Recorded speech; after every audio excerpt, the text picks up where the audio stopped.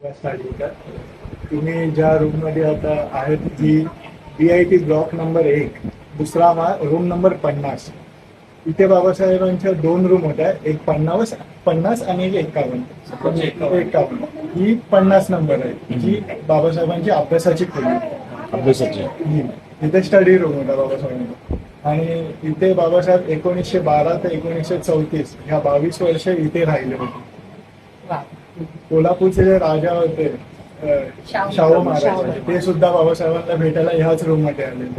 इथूनच खालून, ह्या विंडोच्या खालून आवाज दिलेला बाबासाहेबांना. बाबासाहेब जस्ट आंघोळी करायला आणि त्यांनी आवाज दिला आणि इथेच आले. मग त्यांना रमाबाईंनी चहा पाणी दिला आणि इथेच त्यांचा सत्कार केला.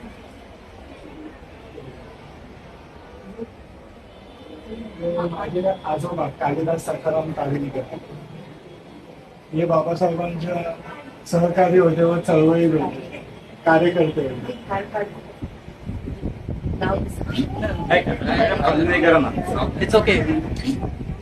तर बाबासाहेबांनी जेव्हा राजगृहात गेले तेव्हा माझ्या आजोबांनाही त्यापासून आम्ही इथे राहतो 1935. म्हणजे आजोबांनाच दिली ना? हो, आजोबांनाच. मग जेव्हा राजगृहात गेले बाबासाहेब 1935 मध्ये, त्यापासून आजोबांचं वय काय होतं तेव्हा?